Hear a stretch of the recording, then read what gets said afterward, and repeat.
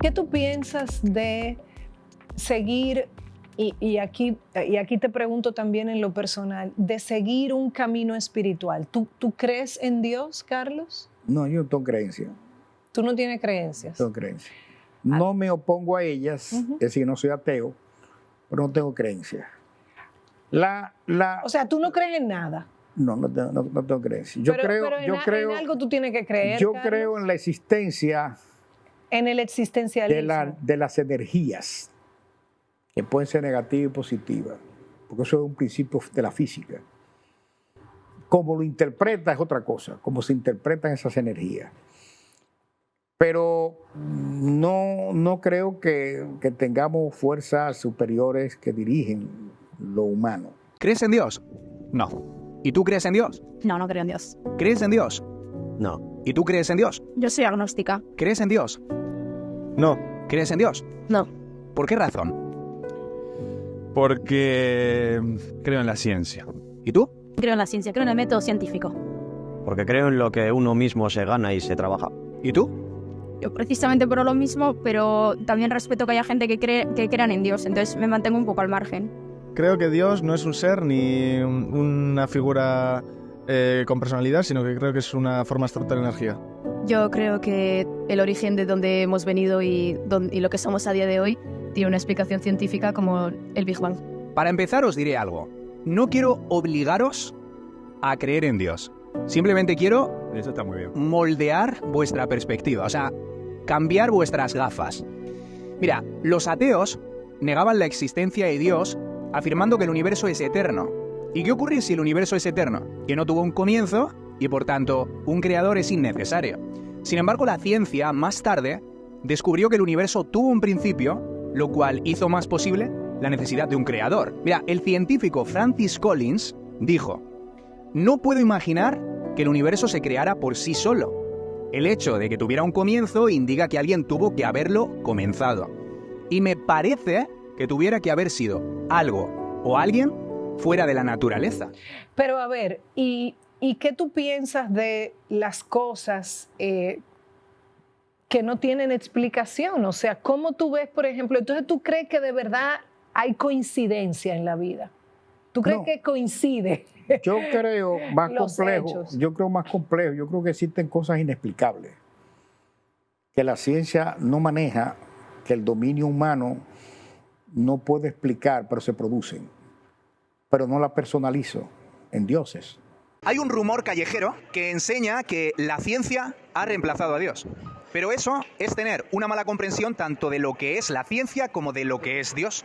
Bueno, pues se pensaba que Dios servía para explicar cosas como los desastres naturales y la enfermedad, y debido a que hoy la ciencia tiene una explicación para todo eso, entonces Dios es completamente innecesario. ¿Sabéis lo que dijo Albert Einstein? Lo más incomprensible del universo es que es comprensible. ¿Y sabe por qué es comprensible? Porque tiene orden. Mira este reloj. Yo sé que este reloj ha sido diseñado para dar la hora, aunque no conozca el relojero y aunque no haya visto cómo se fabrica uno. Si desmontamos este reloj y vamos a compararlo con el universo, descubriremos que no hay un relojero dentro moviendo las manillas. Y eso no hace que el relojero no exista. Si estudiamos su mecanismo, vamos a compararlo con la ciencia, podríamos pensar que el reloj puede funcionar solo y que por tanto no es necesario un relojero que esté accionando su funcionamiento. Y eso no prueba que el relojero no exista. Si atribuimos su creación al azar, es decir, un montón de chatarra se apiló por casualidad dando forma al reloj que podemos ver, eso tampoco prueba que el relojero no exista. El hecho de que conozcamos el funcionamiento de las leyes del universo no hace a Dios menos posible al pensar que es innecesario para el desarrollo de la vida, sino más posible por el hecho de que existen leyes que podemos descifrar.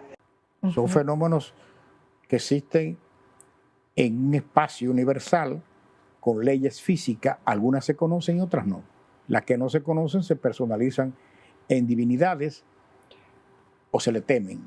Pero si yo te pregunto que pienses en algo creado, ¿verdad? Cuando pensamos en cualquier cosa creada, desde el botón de tu camisa hasta el universo, todo tiene una causa, todo tiene un origen. O sea, ¿qué tú puedes decir que esté creado, que sea de la nada? O sea, todo tiene un origen. El universo. ¿El universo viene de la nada? O sea, ¿tú no crees que hay un creador? Concentración de energía que estalla y produce todos los fenómenos que existen en el espacio interestelar. Las galaxias, los planetas, los sistemas solares y después la vida. Mira, Heisenberg decía que un sorbo de la copa del conocimiento te aleja de Dios, pero que Dios te está esperando al final de la copa. En la antropología, algunos pensadores dicen que la religión y Dios son construcciones humanas. Pero es que yo no estoy hablando de religión, yo estoy hablando de tiene que haber un creador. No puede ser que el universo sea de la nada, bueno, Carlos. Eso es una interpretación mística. Hay quienes entienden que no, y la ciencia ha tratado de demostrar que la concentración de energía produce vida.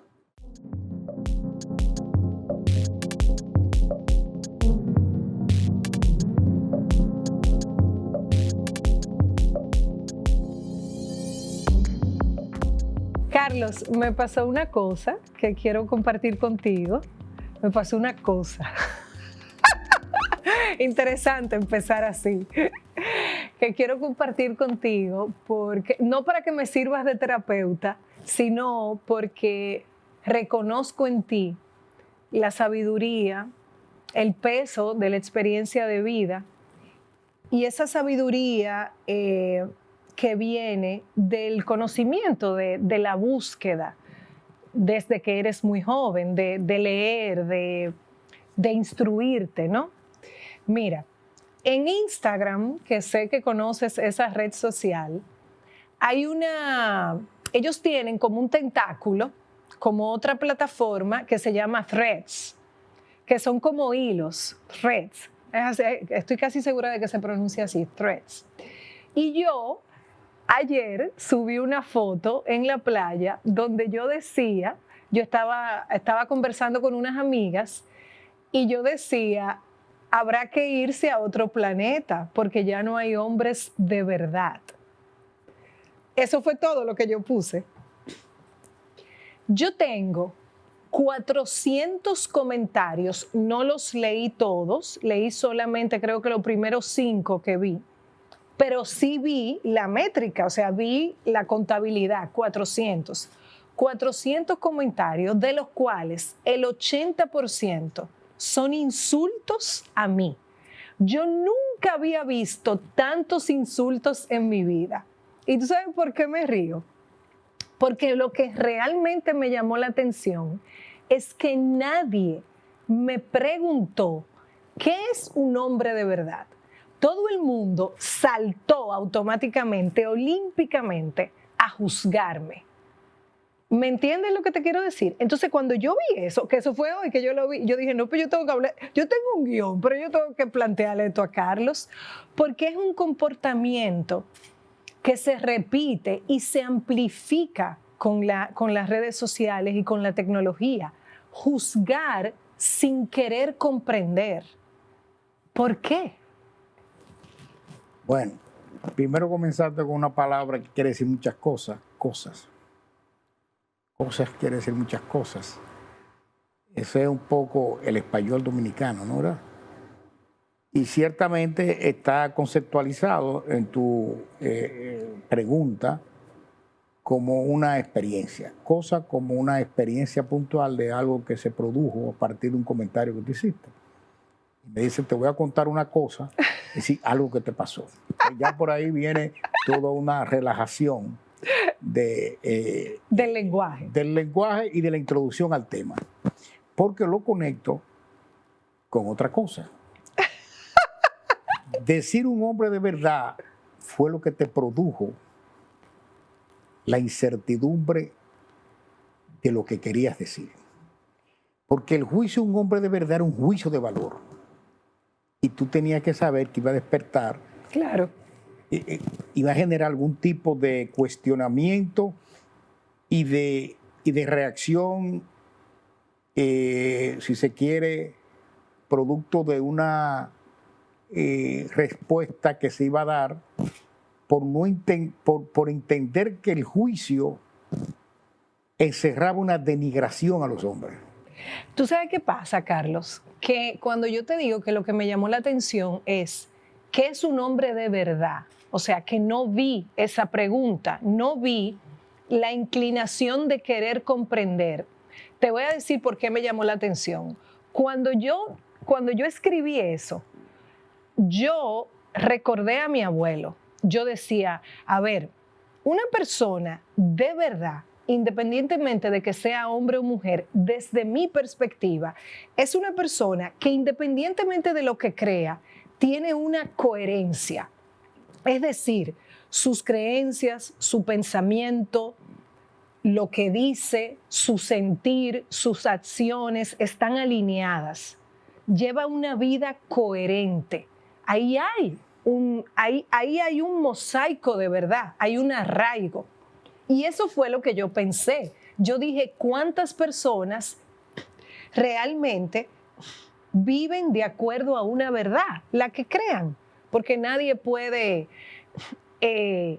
como juzgar o desvalorar tu verdad. Pero ¿cuántas personas viven bajo esa coherencia, honestamente? A veces el uso del lenguaje, me perdonas, trastorna lo que realmente tú quieres comunicar. Porque si tú leyeras, me atrevería yo a decir, ¿no, verdad? Los 400 y pico de comentarios, tú puedes estar seguro que muchos de ellos también van volcados al cuestionamiento de la masculinidad. Todos. Entonces, y todos son hombres. Claro, tú estás ahora explicando lo que tú querías decir, pero recuérdate tú que tú no tenías un diálogo. Tú emitiste un juicio que produjo una reacción. Sí, claro. Entonces el diálogo sería haber recibido de ellos un comentario y tú aclararle el comentario. Entonces volver a ver los resultados de la respuesta de la gente para ver si te entendieron lo que tú querías decir. Porque de entrada el cuestionamiento es a la masculinidad. Un hombre de verdad, ¿qué? ¿Por qué? Porque no es masculino, porque no tiene detalles, porque es decir, se presta el de verdad a muchísimas cosas, pero como si tú lo revisas luego, que sería otro tipo de comentario que habría que hacer otro análisis, habría que ver si la gente entendió que de verdad es que no es masculino. En un momento en que todo el tema del género también se está, si se quiere, modificando el concepto, el manejo de los términos, el derecho de opción y todo eso. Es decir, yo pienso que fue más, y quizás no lo hiciste con la intención de provocar. Pero provoqué. Pero provocaste. Y provocaste quizás en medio de una situación muy frágil, porque Sí. ese tema es muy frágil, muy delicado. Y entonces te respondieron, ¿no? ¿Verdad? Es decir, que el lenguaje a veces, que no fue la intención, porque tú estabas con unas amigas botando el golpe, es decir, Claro, que tú no... ¿A qué yo me imagino? Ahora voy yo a interpretarte. Sí, ahora voy yo a interpretarte. Claro. ¿A qué yo especulo? Bueno, que los hombres no quieren responsabilidades, los hombres son menos atados a una serie de obligaciones que antes no existían, y hay una mayor libertad de pareja en que también se están repartiendo los roles, pero que ese hombre es más escaso. El convencional sigue siendo el dominante. ¿A quién tú le hiciste la crítica con el comentario? Deduzco yo, al hombre que no asume ese compromiso y el que no es fiable desde el punto de vista afectivo. Ya eso es una consideración mía. Y creo que reflejaba un interior tuyo. Algunas frustraciones, con algunas relaciones. Carlos, eso fue lo que me dijeron. Eso fue lo que me dijeron, que yo había elegido mal. No, Carlos, no. Yo estoy hablando... Infiere. No, yo estoy hablando de la honestidad. Para mí una persona de verdad, para mí un hombre de verdad es un hombre que se ha conquistado. Y un hombre que se ha conquistado no miente, dice la verdad de frente. Y tú sabes que hay muy poca gente así. Lo que pasa es que el público que te leyó, que no fui yo no estuve entre el público que te leyó, podría inferir que ese juicio no explicado por ti tu experiencia personal, sino un juicio de valor, podría ser el resultado de frustración, y por eso te acusaron de que tú emites el juicio, porque yo te voy a decir una cosa, ahora soy yo que te cuestiono a ti. Si un par de relaciones de las que tú has tenido han sido profundamente sólidas, quizás no lo emites, porque el juicio de valor que emitiste daba la impresión que era tu experiencia, porque tú no habías hecho una investigación, era tu experiencia. ¿Qué puede responderte el otro? Bueno, esa era tuya. Eso quiere decir que fuiste tú que tuviste ese fracaso y fuiste tú que elegiste mal. Porque si tú hubieras tenido una buena experiencia, que eso le pasa al ser humano en todo su vivencia, tu experiencia no es que los hombres no tienen frustraciones, sino que las relaciones que tú has tenido han sido satisfactorias. Carlos, pero es que yo he tenido muy satisfactorias. ¿Pero por qué emite el juicio? ¿A partir de qué? ¿A partir de qué? De que yo creo que la gente está jugando un papel falso de manera general y eso impacta las relaciones personales. Y tú sabes muy bien que lo que yo estoy diciendo es verdad. O sea, realmente la gente vive bajo personajes construidos para la sociedad, donde el que es diferente, y eso sí lo digo desde mí, el que es diferente, auténtico, honesto y real, está como fuera de lugar. Sí, es de ese lugar que yo lo estoy diciendo. Sí, pero cuando tú emites el juicio, la construcción de la frase, nosotros estamos hablando de gramática, de comenzar. Sí, eso es lo que me encanta. De gramática estamos hablando. Eso es lo que me encanta. Era un juicio personal. Sí. Y lo que tú me estás diciendo ahora es una valoración sobre el comportamiento social, que son dos cosas distintas. Son dos cosas exactamente. Si lo hubieras emitido un sentido genérico que implicaba el comportamiento, la desviación del comportamiento humano de la sociedad moderna, se te hubiera entendido mejor y mucho de lo que te criticaron lo hubieran asumido como tal. Para emitirlo como una cuestión como muy individual y muy personal, vinieron los ataques. Sí. Sin embargo, entendían que era una frustración tuya. Sin embargo, los ataques, por ejemplo, si una persona escribe lo que tú dijiste, pero eso es tu opinión en base a tu experiencia, eso no es un ataque. No. Pero eso no era lo que estaban escribiendo. Escribieron insultos muy puntuales que terminan corroborando lo que yo dije. ¿Por qué? Porque lo que yo estoy diciendo es que una persona, lo primero que una persona de verdad es una persona en plenitud y con paz, y no anda insultando a nadie. Porque yo no cojo un teléfono para insultar a nadie. Y no creo que tú lo hagas, porque tenemos muchas ocupaciones y un sentido de buscar siempre la cosecha, de sembrar y cosechar, de construir. Entonces, cuando tú ves 400 personas que te están insultando, porque a mí me dijeron de todo. Lo que yo, perdóname que te interrumpa, entendí que habías revisado muy poco. Ahora yo te reto que haga el análisis de los 400, porque ahí que viene el balance. No, porque es posible que los primeros que viste tuvieron una reacción y cuando tú ponderas, entonces te entendieron bien, pero habría que analizar los 400. Pero mira, dijiste aquí lo más importante, ya vamos a otro nivel. Hablaste de gramática y el tema de comunicarse, Carlos, y tú eres una persona, un experto en esto. O sea, ¿qué es lo que nos pasa con la comunicación? Mucha tecnología, muchos espacios, muchas plataformas, pero no se respeta la palabra. Y por eso es que yo te digo que por eso comencé con mi pregunta. ¿Por qué es más fácil juzgar que comprender? Porque una persona que quiera comprender a otra, ¿qué tú quieres decir con hombre de verdad? Esa es la pregunta. Quizá algunos de los que están en esos 400 te hicieron el cuestionamiento y ahí te daban la oportunidad, porque además no es malo lo que hiciste, es una provocación para producir un diálogo o un feedback, es decir, una reacción del otro. Es decir, que eso no es malo como forma de comunicación. Atrevida, no era para provocar el otro, y eso es correcto. Y entonces lo que había que darle continuidad era el diálogo. Sí. Y como fue una cosa puntual, hubo una respuesta y no tuvieron, ahora tú tienes la oportunidad de enmendarlo de otra manera en la construcción de una comunicación con los públicos constructiva. en que se den explicaciones, reacciones. Yo pienso que un hombre de verdad, y esos son los invitados que yo quiero tener, son personas que se han conquistado, que saben quiénes son, y eso es lo que entregan.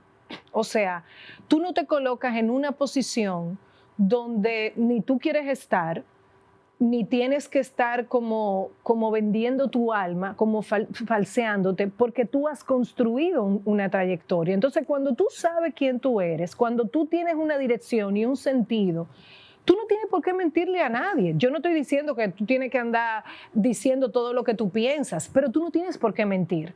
Además, tú sabes quién tú eres y conoces tu valor. Yo no creo que hay mucha gente de verdad. Yo creo que hay mucha gente consumida y que consume.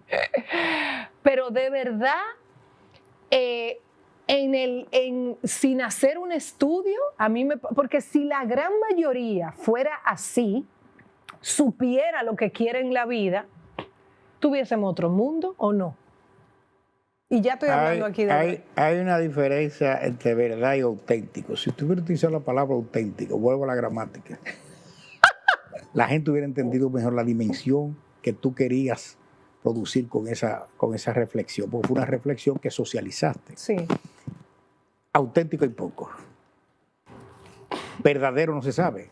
Eso es muy subjetivo. Ahí entro yo a la discusión, ¿no? ¿Verdad? Gramatical. Claro. Y tú hiciste otra pregunta muy interesante, que está más metida en los medios. Yo uso menos los medios, aunque estoy en los medios. Yo me cuido mucho mi privacidad, por eso no socializo tanto en los medios de comunicación virtuales, etc. En la comunicación moderna actual, sobre todo digital y de redes, predomina la emoción a la razón en el lenguaje. Entonces lo que se expresa es más emocional que racional y por lo tanto no transmite la consolidación de la comunicación. Es cierto. De lo que tú quieres comunicar. Entonces la reacción es más emocional y por lo tanto la construcción del lenguaje pierde el grado comunicativo. Por ejemplo, yo tomé una decisión y me gustaría saber en tu caso cómo tú manejas eso. Yo no reacciono y en verdad no reacciono. Y es una cosa del corazón, no es una postura. No reacciono porque lo que pasa es que yo estoy muy clara en lo que yo quiero. Yo lo único que puse fue, bueno, si alguien me pregunta a qué yo hago referencia, yo respondo. Claro, sí. Es posible que tenga que hacer, porque por algo tienes tú una comunicación con los públicos, porque de otra manera, si tú sabes que estás en los medios, que tienen un vehículo de llegar a la grandes gente, a la grandes mayoría, emite un juicio que produce una reacción, aunque sea apaciguadamente después que pase la efervescencia de ese debate unilateral, entonces viene la oportunidad de tú establecer un diálogo constructivo con tu público. Claro. Constructivo. En que tú aclares qué es lo que estamos tratando de hacer y que eso vaya creando que también otra imagen sobre ti misma, que ya hay por adelantado, que eso es lo que llamamos la emoción, por adelantado ya emitieron juicio sobre ti. Exacto. Entonces eso produce otro tipo de conexión. Pero dijiste algo muy importante, hablaste de la emoción sobre la razón, ¿verdad? Pero a eso podríamos integrar, desde mi perspectiva, lo que he podido ver, Carlos, es que también no hay un conocimiento pleno del significado de la palabra y cómo la palabra se usa en el contexto que se usa. O sea, personas que utilizan una palabra en un contexto que tú dices, pero ¿qué es lo que quiere decir? Es que el uso de la palabra produjo en sí mismo una confusión interpretativa. Porque el hombre de verdad es muchas cosas, pero lo primero que hace es negarlo a sí mismo. Es decir, no hay hombre de verdad. Bueno, pero ¿quién es el hombre de verdad? ¿Sí? ¿Qué lo representa? Pero tú dices, no hay hombre auténtico, eso abre con puertas a saber que hay gente que es más sincera que otra. Sí. Verdad quiere decir que se niega a sí mismo, su condición, su condición de hombre. Entonces no de verdad es mentira. Y tampoco es tan absoluto, no es tan absolutista el comportamiento de los hombres, ¿no? Hay hombres que tienen autenticidad, otros no lo tienen, que tú lo acabas de decir ahorita en un marco que hiciste introductorio. Aquel que es auténtico, aquel que tiene una personalidad que no requiere mentir, que no requiere retorcer cosas, sino que es como es y punto, ¿no? Y así lo aceptan los otros.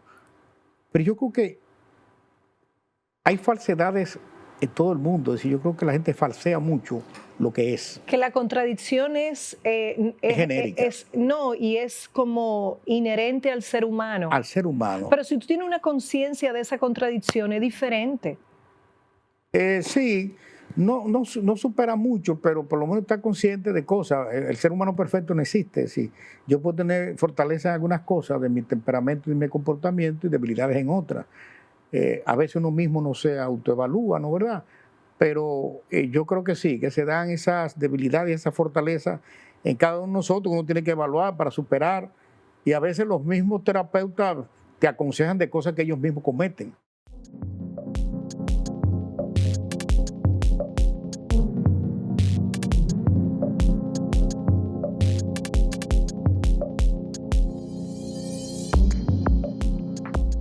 Carlos, ¿cuál es la próxima revolución?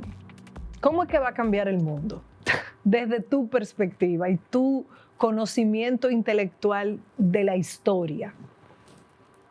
Yo discutía con un amigo muy querido, que es de los pocos que me reúno para hacer reflexiones, Andrés Molina, físico matemático, autor de libros de texto intelectual sólido y amigo. Amigo tuyo que va a venir para este programa. Bueno, él no le gusta la televisión. Pero va a venir, yo lo voy a convencer. Y hablábamos de una cosa que nosotros lo que hacíamos era eco de lo que algunos intelectuales están planteando en América Latina. El peligro de las nuevas generaciones son las utopías, la ausencia de utopías, la ausencia de construir proyectos societales, colectivos que mejoren la calidad humana, porque los procesos tecnológicos de comunicación y de construcción de conciencia, hoy, los medios, los teléfonos, las redes, han llegado a una degradación tal que lo intelectual no es demandado. Y por eso yo te hablaba de un lenguaje emocional y un lenguaje racional. Los medios de comunicación pasa una cosa, la gente la publica y está a 200 años luz de lo que sucedió, pero entonces se sigue reproduciendo. Y va creando una verdad, una posverdad. Una verdad que es mentira. Una verdad que es mentira, pero se convierte en una especie de guía conductora de las personas. Yo creo que el futuro, sin especular... Estamos viviendo sobre una ilusión, sobre una ilusión, sobre una ilusión. Sí, pero lo que yo no veo es proyectos societales, que es lo que le llamaban los sociólogos utopías. Entonces, las utopías son proyectos societales para perfeccionar el proyecto societal en el que tú vives, mejorarlo, ¿no? Con una revolución o con cambios. Entonces, yo no veo esa cualificación del pensamiento que progrese, que produzca alternativas. Y lo menos valorado es un ícono de las grandes mayorías. Mientras que en otros tiempos, los íconos, los líderes, los grandes pensadores y las grandes ideas eran la guía conductora de los procesos sociales. Entonces, yo creo que eso es preocupante. ¿Cómo? A pesar del avance comunicativo, de los dominios tecnológicos que son importantes, pero creo que están sustituyendo el intelecto mismo.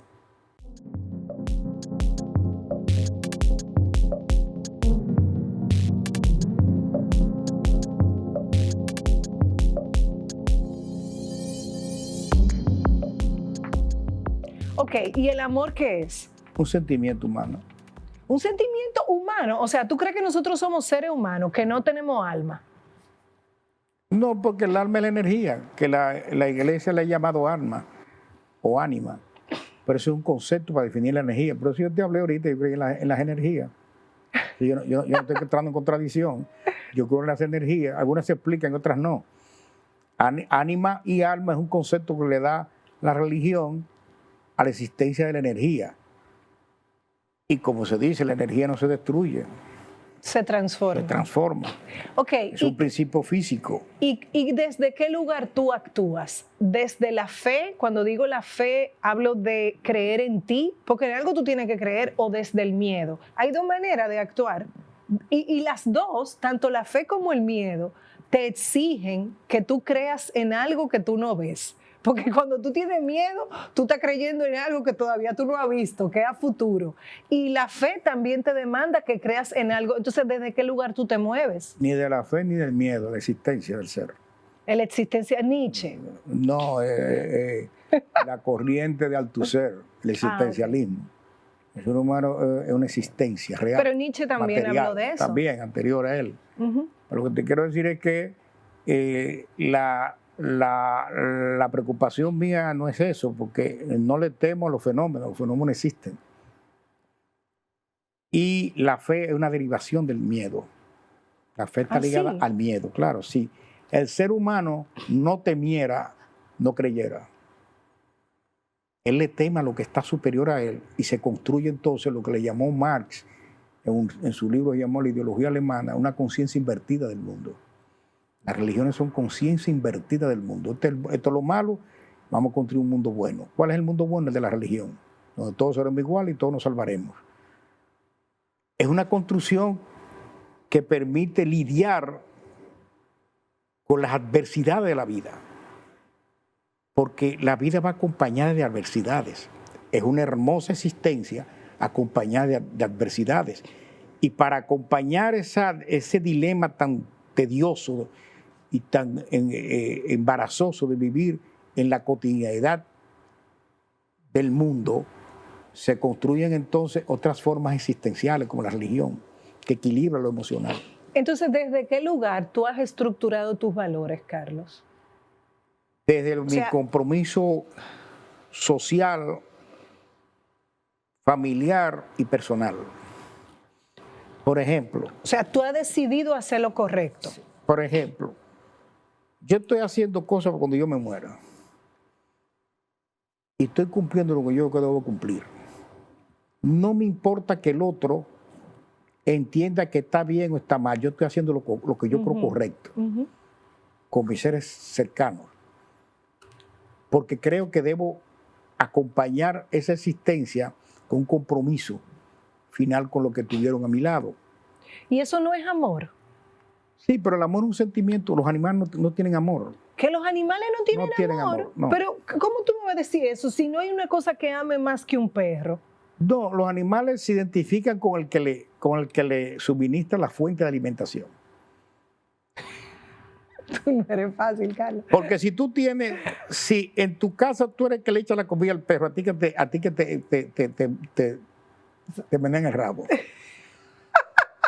¿Por qué no se lo ven? Porque si ellos tuvieran amor, ellos deberían amar al vecino. Porque ellos no aman al vecino, no, ellos aman o le mueven el rabo al que le da la comida. Porque los animales tienen lo que yo llamaba en una clase reciente en la Universidad Autónoma de Santo Domingo, la existencialidad material. ¿Qué es lo que ha descubierto la antropología, por ejemplo? Que además de la existencialidad material, que es la necesidad de comer para sobrevivir, eso es lo que llama la existencialidad material del ser, viene entonces la existencialidad de la cultura, en que nosotros, además de comer, el ser humano se ha inventado otras necesidades que complejizan su existencia, que eso es lo que llama la cultura. Sí, pero yo he visto animales, o sea, lo primero es que yo he visto muchos videos reales de animales que hacen cosas extraordinarias y que tienen un nivel de lealtad que yo no se la veo al ser humano. Sí, eso es verdad, pero es un animal de una raza, en 10, en 15 o en 20, pero en una población. Para que un hecho se convierta en una especie de, no de hipótesis, sino de tesis, tiene que ser socializado. Entonces el ser humano, todo el ser humano tiene sentimientos.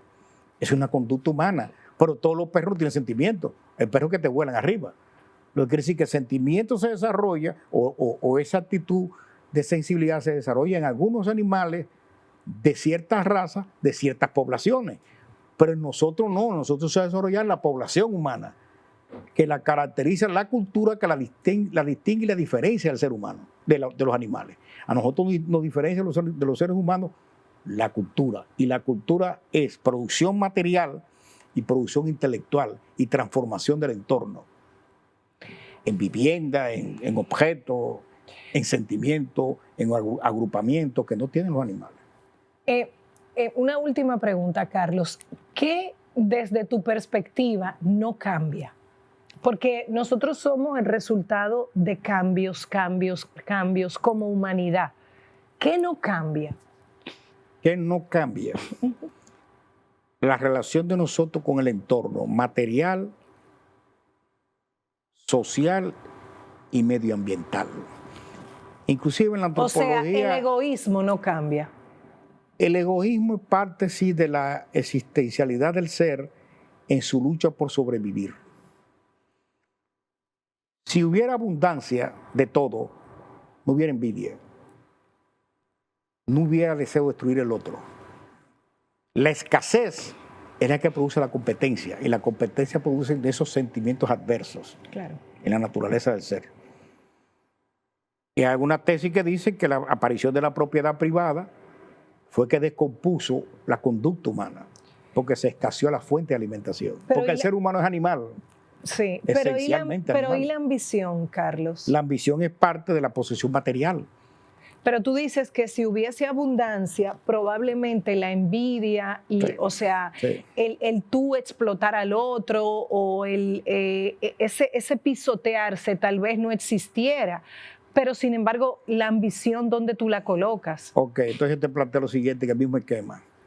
Si hay comida de más, si hay ropa de más, si todo el mundo es igual, ¿qué es lo que tú vas a ambicionar? Tú lo tienes todo.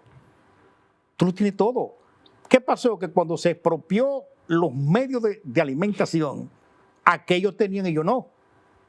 ¿Qué produjo eso? La confrontación y la distorsión de la igualdad frente a los medios de alimentación. ¿A qué te reduce esta discusión? A que al ser humano, además de alimentarse, se le fueron construyendo otras necesidades que fueron complejizando su existencia. Y fue creando entonces no solamente desigualdad social, que es la interpretación marxista de la historia, sino también diferencias entre unos y otros, que fue creando sentimientos distintos, que es lo que le llama entonces la envidia y todos estos comportamientos que generan, si se quiere, confrontaciones entre el ser humano. Pero no es porque todos fuéramos iguales, porque todo el mundo no es igual. Lo que diferencia al ser humano de otros son los bienes de riqueza. O sea, los bienes y el acceso a ellos. Lo único que diferencia a un ser humano de otro es eso.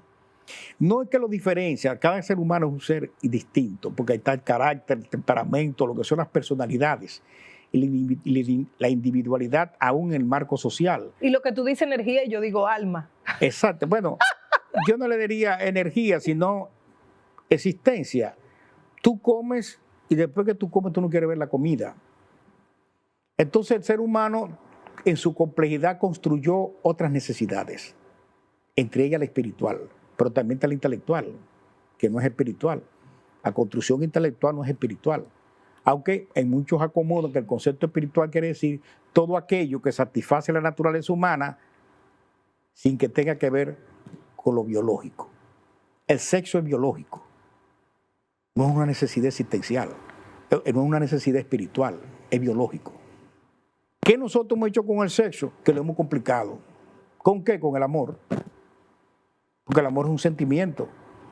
Pero todos los animales tienen sexo sin sentimiento, porque es una necesidad biológica. Está dentro de la necesidad biológica que se ha planteado en la existencialidad de las formas biológicas.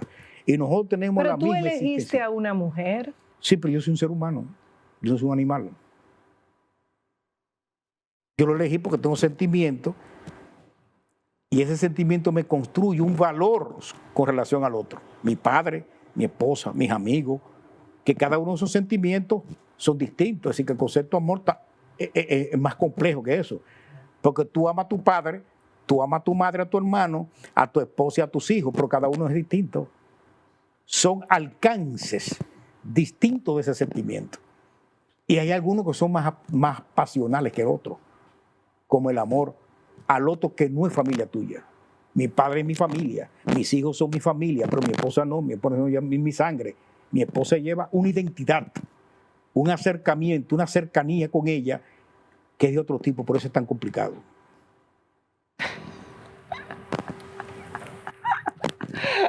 Tú no eres romántico. Muy romántico, me he casado 3 veces.